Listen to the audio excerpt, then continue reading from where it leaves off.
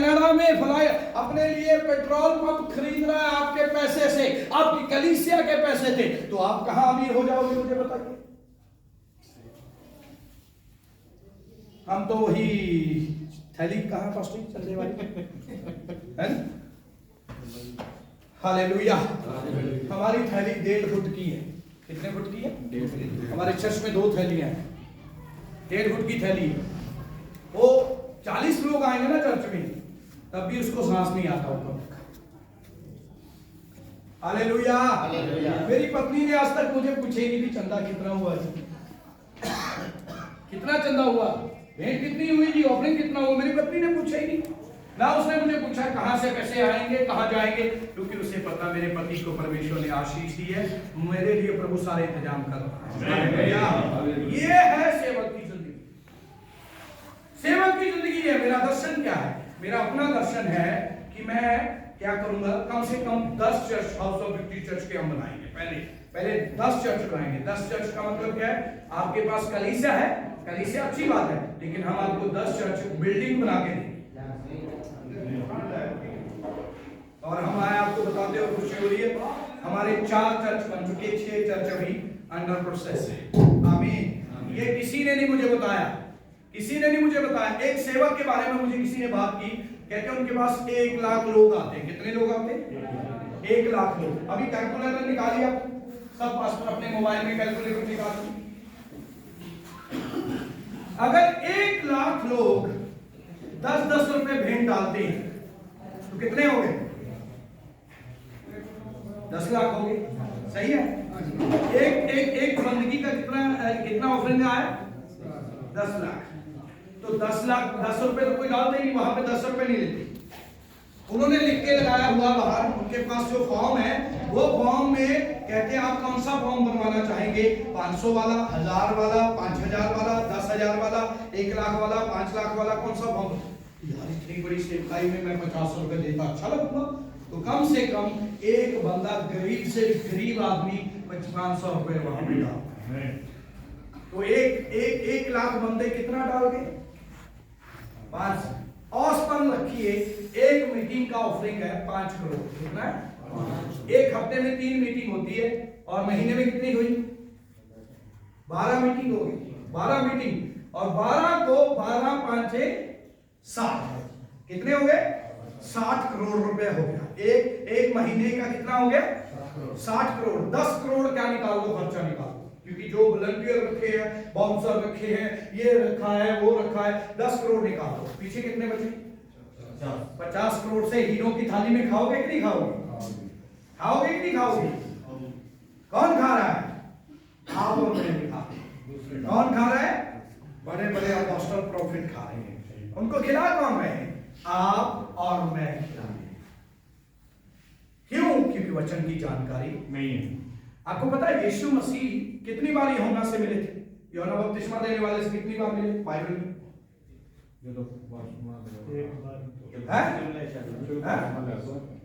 कितनी बार मिले बोलो? पवित्र आत्मा का बपतिस्मा पहली वाली दो नहीं कह सकते। वो तो पेट में थे, वो तो निकाल के नहीं, फिजिकली उसे हम नहीं बोल सकते।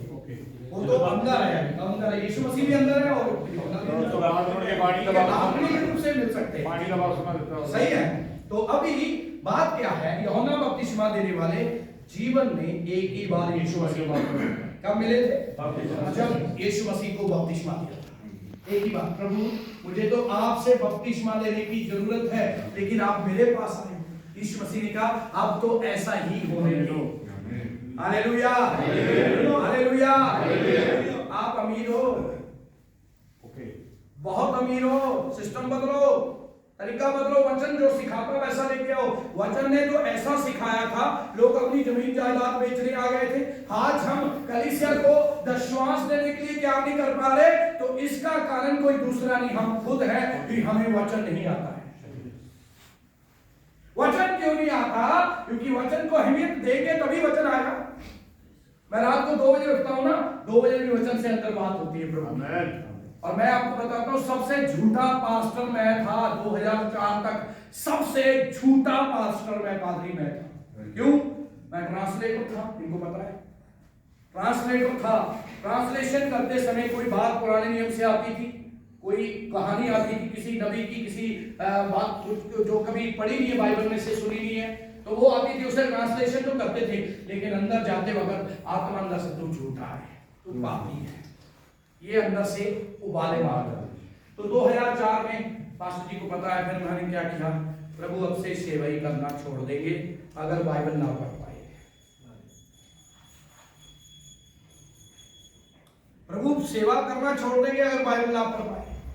तो परमेश्वर ने अनुग्रह दिया, 3.5 महीने में पूरी बाइबल पढ़ दी, 60 अध्याय रोज पढ़ने शुरू कर दिए। साढ़े 3 महीने में 60 अध्याय पढ़ोगे ना, 3.5 महीने में बाइबल पूरी हो जाएगी। सुबह 20 अध्याय, सुबह 20 अध्याय, दोपहर को 20 अध्याय, शाम को। और इनके साथ उपवास भी कर लिया। आपको मैं बताता हूं, एक गली में जो सबसे कट्टर विरोधी गली थी, जहां पे मसीह लोगों का आना जाना बंद था, ब्राह्मणों की गली में प्रभु ले गया, एक घर में लेके गया, उस गली से निकलने के लिए 2.5 महीने लगे। कभी दुष्ट आत्मा, कभी प्रार्थना, कभी बीमारी, कभी ये, और वहां से लोगों ने बपतिस्मा लिया, और वहां से 34 लोग 2.5 महीने में तैयार हो गए। वचन को पढ़ने का ये सबसे बड़ा रिजल्ट है। आज वचन नहीं पढ़ रहे तो आप अपनी सेवकाई को भूल जाइए। आप लोगों को कहते फिरोगे, मेरे लिए प्रार्थना कीजिए, मेरे लिए प्रार्थना कीजिए, मेरी सेवकाई के लिए प्रार्थना कीजिए। किस बात के लिए? जब परमेश्वर ने आपको चुना है, प्रार्थना की क्या जरूरत है?